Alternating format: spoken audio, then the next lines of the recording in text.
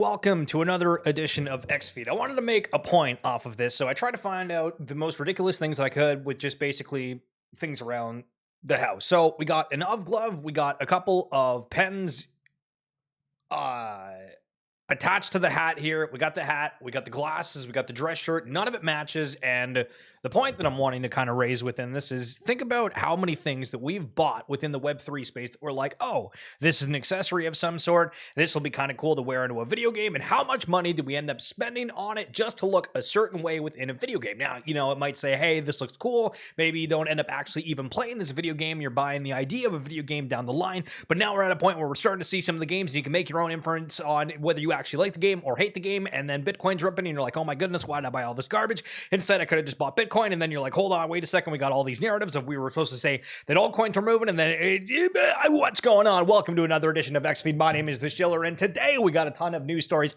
as per usual. We got founders admitting that they're kind of not really sure what the hell's going on. We got just everything under the sun as per usual. So thank you so much for tuning on in. This is going to be rapid fire. We'd love for you guys to like the video if you're able to. And if not, well, learn to like the video. All right, cool. So Gordon the other day, and I realized yesterday, we pretty much did like an entire recap of the weekend, right? So over the weekend, there was a ton of things that happened, and then we didn't actually really get to any kind of more like recent news.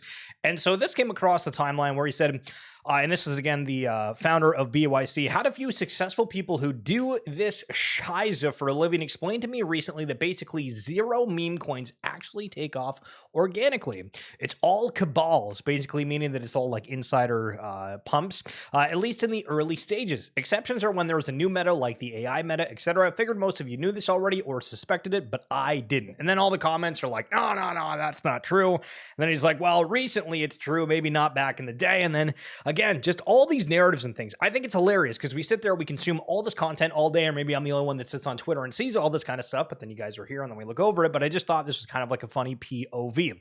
And then we got Zach Rector saying pump groups have been activated. Look out. And I mean, we're seeing a lot of random stuff that has been moving. So I kind of agree with it. So this is kind of a random post, but we've tried to make inferences and say, oh, okay, why is a metaverse concert? Why is something online going to take over? And so this Holly individual says, not to be a boomer, but filming shows for TikTok has effing destroyed concerts.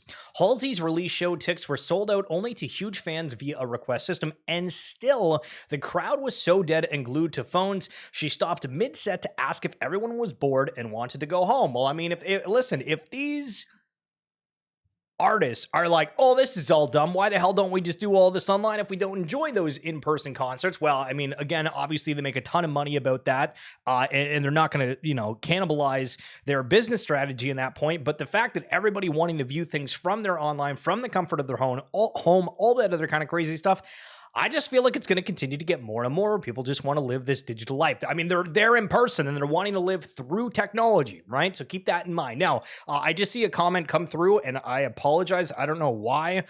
I don't know if you want to re-comment that, and I'll re-bring it up here, but I saw it flash on the screen, but it's not on my chat box. So sorry for that, but thank you so much for coming on through, whoever that was. Jiho is saying in the last 30 days, Pixels Online has generated $1 million in revenue. Okay, so crypto games, at least some of them, not being too shabby. Again, Pixels having a whole lot of activity, and they are doing a Halloween-themed event, which is kind of neat as well. Bo from Pudgy Penguins, who's working on security. This is a very notable thing. Maybe send this to some friends or just kind of mention it to them. Ever get an above floor offer on your NFTs? True, that's happened. It's probably a scam. Shut up. But all right, scammers offer very enticing bids on your NFTs, and I actually noticed this on a couple of ones that I had that were like the Bored Ape one. I saw one that was like $50,000 or something. And I was like, what the hell is going on here? That's not what the price of these things are.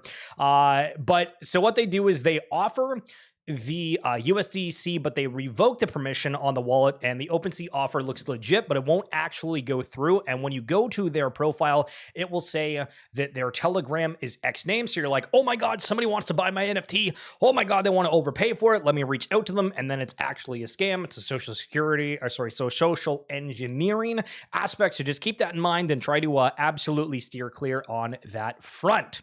Now, yesterday, I didn't know if I wanted to like actually mention the specific specific project, but I highlighted how there was some collections that I was like, I haven't followed them, checking the DMs, and they were talking about being a part of some other different collection that has nothing to do with this. And so I did save this, and this was the collection that I was talking about, and there's more. But anyway, hey, I want to explain why I have so many followers on this account. The truth is I made a mistake and bought an account with an existing following. I didn't realize it was a bad idea and only understood this after I started my project. I had no ill intentions. All right. I mean, listen, I get that people want to go out there and purchase handles potentially that are of certain names. Was that the case? Did they just want to buy any account that had a certain amount of following and then change the name over to something? Because again, I don't think this was what it was called before from the project when I was checking out the DMs, but just be like extra careful of what's going on out there right now, because it's kind of wild. Okay, so this is also kind of wild. That is a little bit tough to read. So if you remember Top Trader, so this is one of the apps that's getting a lot of attention on ApeChain, where you have to like 1000x leverage up or down. And somebody was asking about what like the protocol rake is, and apparently it's 20%, which I mean, you go to different NFT marketplaces and you'll be like, okay, that's kind of expensive, of potentially, 5 to 10%, depending on what the marketplace fee is, what the creator royalties are. But I mean, 20% is insane for anything I've seen in the space. But I guess 5% goes to Reboot and 15% to Top Trader, though the Top Trader rate can also be configured as we dial things in. So I mean, early stage, I just think that, listen, how many people know they're getting raked for 20% when they enter a tournament that way? Absolutely insane. But other news out of ApeChain, we're seeing this Ape C. So everything coming out on ApeChain is ape related. I guess they're doing another profile picture. How many people end up changing up their icons to go for the new hot thing? So this is a little bit of a longer thread. I'm going to only go through like about 6 of these posts here, but I was like, damn, this is actually a very interesting perspective. You might be familiar with this. You might not have thought about this whatsoever, but I think it is kind of important amongst the times that we're seeing Bitcoin absolutely rip here. And this isn't necessarily FUD on Bitcoin, but just like a reality to what the situation kind of is. So Bitcoin is in trouble. If nothing changes soon, things won't be pretty. I'm not talking about the halving schedule or block rewards. It's much more serious than that. As Bitcoin goes mainstream, fees to transact on its network will replace block rewards. So again, fees to transact on its network will replace block rewards. This will be gradual and take place over decades. However, a new problem is starting to emerge. It was harder to predict this, but now it's here.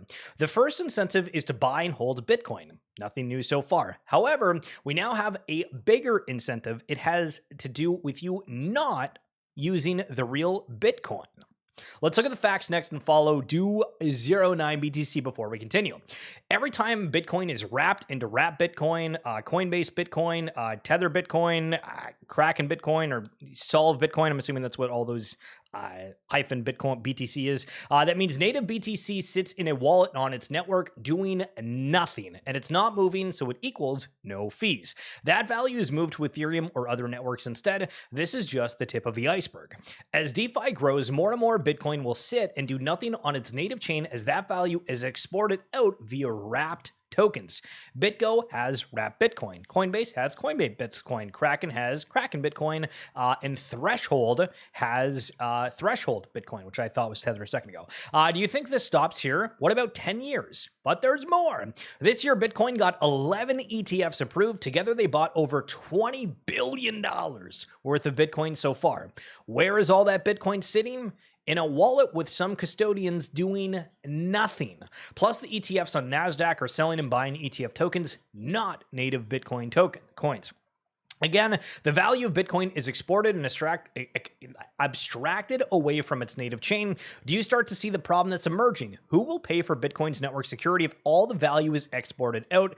Ethereum, NASDAQ, they won't. So not going through the rest of it, but very, very interesting to just talk about how the changes are going to be the focus on the network fees. And if things aren't happening on Bitcoin, well, that's a little bit tough, or at least the native Bitcoin. Okay, so we're going to go over this. We got to teach Matty B how to do like a screenshot. Still readable, but we're going to go over this. And so we saw an announcement the other day that came out from Gen Music, which is a music generative platform. So if you're somebody that does content creation, if you're somebody that just wants to kind of mess around, create like a 30-second soundtrack of ethically sourced, and you get a ton of free credits when you sign up, they made an announcement where they got a former TikTok head of partnerships. Isabel Quinteros being a part of it. And within this article, this is a really good post and kind of highlights how big this is. And apologies for kind of being a little scuffed here. But according to the announcement, in her new role, Quinteros will be introducing a scalable framework that ensures artists can monetize their contributions properly, fostering a sustainable model for AI-driven music creation. It adds that Jen stands out in the AI music landscape with its unwavering artist-first mission, rooted in the belief that artists deserves creative autonomy, innovative monetization frameworks, and a central role in shaping the future of music creation. At its core, Jen is 100% fully licensed, ethically trained AI models to ensure a deep partnership for talent and rights holders. So I just think this is super cool overall. They recently announced that like Imogen Heap and Shara Senderoff are going to be talking together at a web summit, which is apparently this big entertainment conference. And so there's a lot of things around this that I'm excited to see. And this is connected to the blockchain. So when we start seeing things that are kind of hidden on the blockchain behind it, but also ethically sourced, listen, I'm getting excited about what's going on here. So Cash Nasty's baby mama, so how much he spent on NBA 2K My Team packs and started losing her mind. Now we're not playing this clip because holy smokes, they were pissed.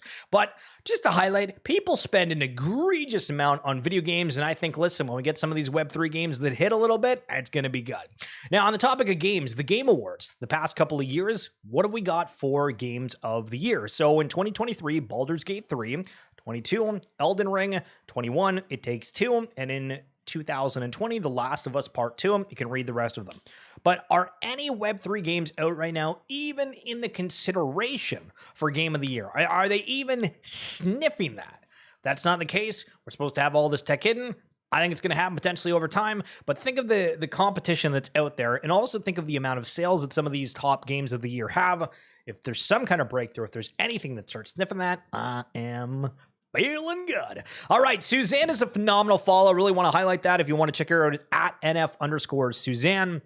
And she does different threads on a whole bunch of collections. We've highlighted one forever ago about Cool Cats, and they recently did one about Deadfellas. So let's see what all the goodies are about. So Deadfellas launched in August 2021 by creators Betty and Psych NFT. It's inspired by horror, streetwear, and music culture. The project combines engaging art with a strong, inclusive community focus. Betty and Psych aim to build a project that was anti-racist, anti-sexist, and anti-homophobic. The zombies are therefore intentionally generalists. Community is central to Deadfellas. Their loyal following, the Hord, serves as a space where women, non-binary people, and minorities feel represented. The Hord is founded on inclusivity and social responsibility. During the artist royalty period of 21-22, Deadfellas gained a reputation for hosting the best IRL events, such as Brooklyn NFT NYC event. And it's really, really interesting to think of like how many different collections back in that day hosted in-person events, if you're thinking NFT NYC, just in general. And like most of them like just don't do kind of anything around that right now. And it's not like an insult to them. It's just, with COVID and everything, like the in-person events really started slowing down.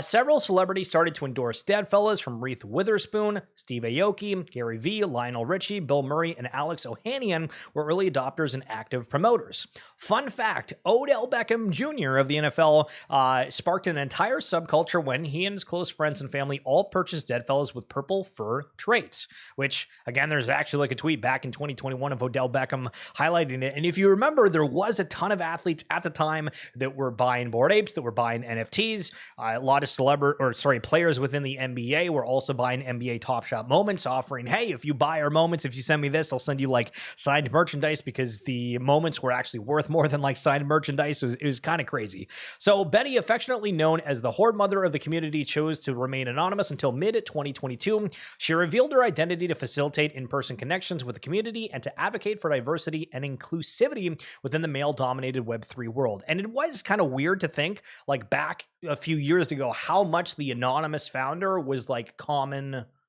across the entire space. And now it's like almost everybody is doxxed, and you really don't have as much like the anonymous founder. In February 2022, the Deadfellas team launched Dead Friends, a companion project of 13,000 undead animals that complements the original collection and focuses on gaming, which I didn't actually realize those were supposed to focus on gaming. Deadfellas is also renowned for their collaborations with major brands. Notable examples include a line of limited edition denim jeans by Wrangler, enhanced with NFC technology, as well as personalized snowboards and skis featuring Deadfellas artwork. Each Halloween season, a limited edition Halloween-themed extension is released, featuring Deadfellas characters reimagined by various artists within the NFT space. And so for the future, Deadfellas is using the strength of its IP and its collector base to expand into storytelling through gaming, entertainment, and media. Its flagship game will be RIP, trading card game of fast-paced 3D combat and immersive lore trading card game. Deadfell is an amazing project, and Betty is my hero. In their words, we've been through the trenches and learned all there is to know about surviving as a Web3 startup, and now with new financial backing, we're cooking. And I think one of the things that's not mentioned in this is that I thought they were going over to bring a lot of people like on... I'm phrasing this the wrong way, but they were going towards like an onboarding perspective where they just wanted like onboard people in general, right? So wait to see what happens with that. But I think a lot of people do need help to get brought into the space. Okay, so Mr. Boomer has kind of a little bit of a last week recap for some of the big happenings. So Tether is allegedly under investigation by the U.S. government, but Tether says it doesn't see any signs of an investigation, which is wild that was a headline, and then they're saying that's not happening. Like, how the hell does that make sense? Microsoft shareholders to vote on a proposal for investing in Bitcoin, which we did highlight here on the stream last week. Lugano, Switzerland unveiled a statue dedicated to Satoshi Nakamoto, and Peter Todd is in hiding because HBO told the world that he's Satoshi. So if you don't know, like, what the hell this is, I guess this is last week or 2 weeks ago, HBO said we found the identity of Satoshi, and a lot of people were like, okay, is this just like marketing narrative that they're trying to get, or like is there actually like, did they find out who it was? And so I guess they said that it was Peter Todd. The fact that they're in hiding because that narrative got out and it could theoretically be wrong is just, it's crazy. Ripple's CEO predicts a more crypto-friendly US after the election, regardless of the winner, and Ripple thinks that an XRP ETF is unavoidable. We've now got a narrative that almost everything is going to become an ETF. I don't know if that's necessarily going to be the case, but I think for some of the top coins, for sure, especially if the world is coming on board. Pennsylvania passes a bill securing the right to self-custody and allowing Bitcoin to be used as a payment method. Avalanche launches a visa for cryptocurrency payments. India is thinking about banning crypto. Not great. Crypto donations for the 2024 U.S. election surged past 190 million, and Kraken announces plans to launch its own blockchain in 2025. So NFT Insider also put out this article highlighting Cool Cats, and have you noticed that, like, we're at a point now where everybody is like re-explaining what these collections are, and I think it's actually needed, because think of how many of us lived through that time before, and you might be like, hold on, well, did I? No, I wasn't around for that mint. Okay, well, I was a part of that one. And everybody's identity, what they're going towards, what they're trying to do has all completely changed. And so that's something to note. So I don't want to go through like this entire thing, because I realized that last thread about Deadfellas was pretty long. Futureverse is mentioned in here. Cool Cats FC's also mentioned. The Milk Chug, the new TV show. So what's next for Cool Cats? Klon, who's the artist and founder, has made it clear that his goal is to see Blue Cat become a cartoon icon, and Cool Cats is his vehicle to be able to do that. Cool Cats signed with the Creative Arts Agency, or CAA, in March of 2022, and it's clear now more than ever that the future of Cool Cats is focusing solely on its mainstream cultural appeal. While specific details are under wraps, the team has hinted at several future developments. So Cooltopia, although their Sapphire Town game was canceled, explorations around new interactive experiences continue. Actually, forgot about the Sapphire Town thing. Physical goods, from collectibles to clothing. Cool Cats has always produced quality physical goods. I agree with that. And also to know, when Cool Cats first came out, I did buy some of their merch, and one of the shirts had like a decent sized rip in it. And I messaged them saying like, hey, this is ripped, and they sent like a new one like completely free of charge. So like 10 out of 10 customer service. Animations with Klon's cartoon focused goals. Should Series 1 be a success, we will likely see further animated efforts featuring Blue Cat and others. So this is interesting. Should Series 1 be a success? And I don't know if this is like a paid article, if this is just an opinion piece or what, but it seems weird they're saying, should this be a success?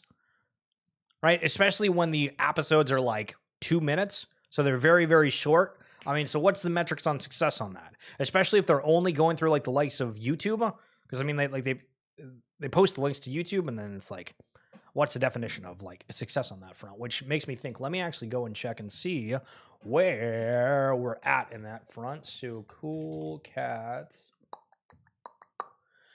So they got 54,000 subscribers, which is actually kind of insane. And then when we look, whoa, am I nuts? What the hell is going on? So when you look at these, the first episode had 187,000 views. Huh? What? That's nuts. And then 185,000, 88,000, 55,000. Then 4 days ago, 107,000. What? Where the hell are all those views coming from? That's actually insane. I didn't realize that it got that much traction. Not really sure how to react to that, because that seems insane, but also like very, very good. But I don't think anything's like gotten remotely close to that amount of views, except for like the early Azuki episode. So if you guys got any thoughts on that, let me know. OpenSea making a very interesting announcement here with Art Blocks. We're thrilled to announce we're partnering with Art Blocks to power a new chapter for generative digital art. So if you don't know, Art Blocks was a platform that had generative art, and they used to have insane sellouts. The amount of money that was rolling in Art Blocks is just wow. Through this partnership, Art on blockchain and the team at Art Blocks will help guide OpenSea's roadmap for creators and new product features. We're also collaborating on a new Art Blocks engine contract to bring generative minting and new drops to our platform, along with sponsoring some exciting events. So this is kind of like weird, where like I'm glad that there's like a partnership to like try to highlight each other, but is this because Art Blocks isn't getting the attention? Is this because OpenSea hasn't gotten the attention? What's kind of the benefit for this? And we're on the topic of collaborations. I'd love for you guys to check out the new episode of RWA Segments. The episode link is down below in the description on YouTube, or if you go to my X bio, you can see you get a link straight to that. And we had John Ray on, and we talked a lot about brands, gave some phenomenal insights about that. So would really highly recommend, if you're wanting to learn a little bit more about collaborations within Web3 space and beyond, to check out that episode. But yeah, so we're seeing another one here with OpenSea. A little bit of a trip down memory lane. 17 years ago, Guitar Hero 3 Legends of Rock was released. Good game. Absolutely love it. Guitar Hero. To be honest, arguably greatest game of all time. True. All right, Sivo is saying the rotation from memes to utility will catch many off guard. So I swear I've woken up and my entire timeline is 95% plus memes. People screaming about the meme coin cycle. Everybody talking about being all in on memes. And this is like for my For You page when I'm going on following. It's only ever that. Nobody gives a crap about utility. Nobody cares about anything else. It's all memes. And I'm just like, damn, that's crazy. The consensus is 100% this is a meme coin super cycle. I'd beg to differ, but I've been wrong about things. So we'll see.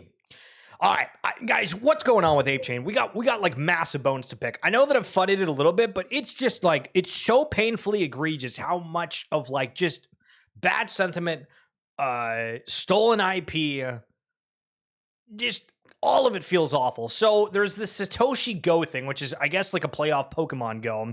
And the bio says, welcome to the wonderful world of the Satoshi Mon. Cute but powerful creatures that have crept into the ape coin cosmos and are looking for a trainer.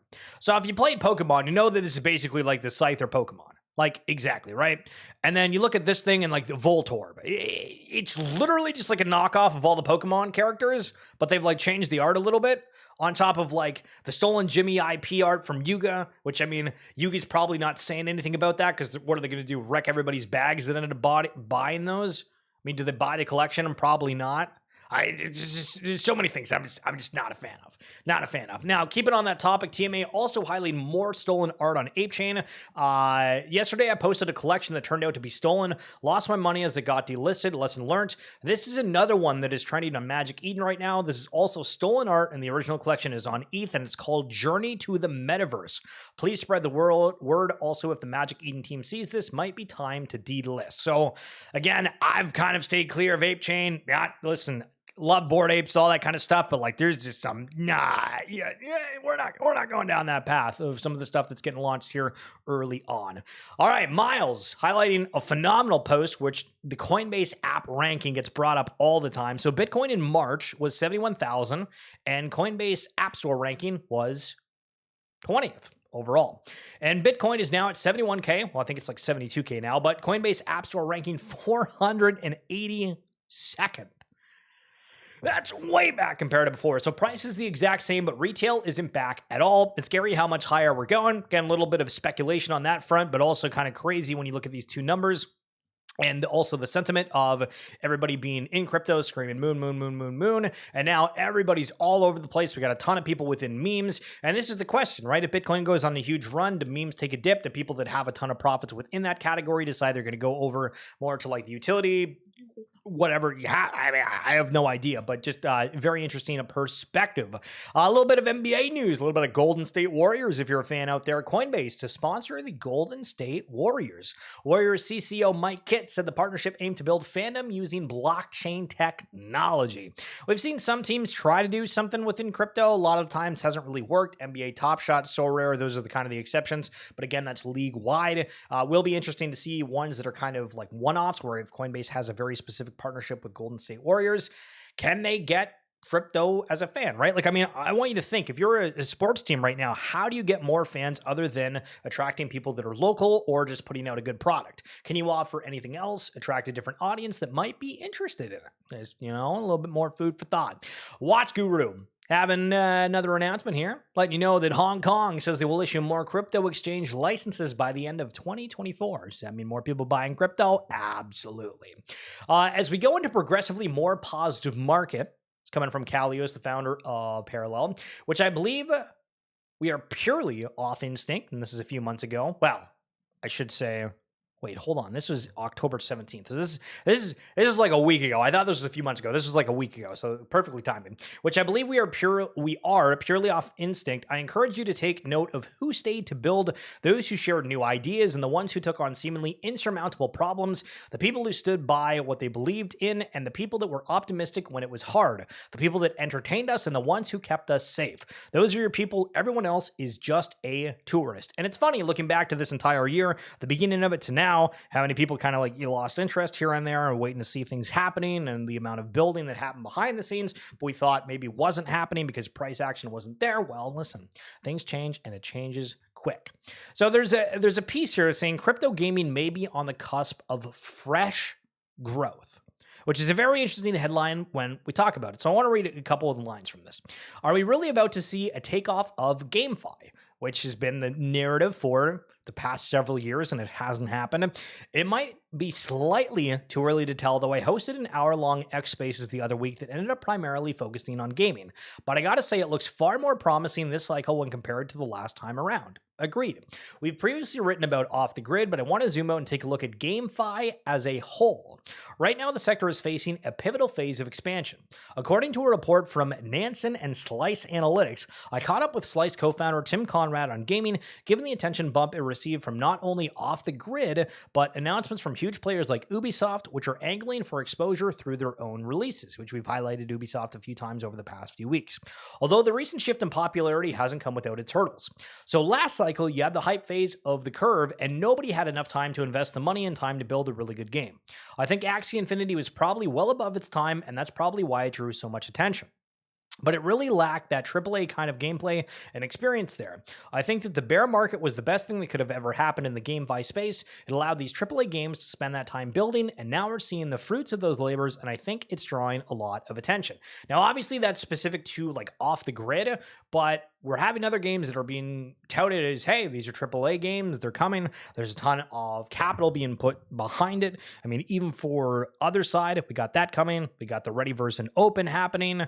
And the question is, when are the full releases happening? Is it just going to be these play tests? Is it just going to be these one-offs where we see, once a month Project Dragon with Yuga happens? When do we get like the full releases? When do we get the marketing activations? Because that's another thing that everybody's talking about, saying when the time's right, we're going to market. And when will we see that is basically the ultimate question. But that's going to be it for this edition of XFeed. Thank you guys so much for coming on through. I appreciate you watching. And of course, we'll be back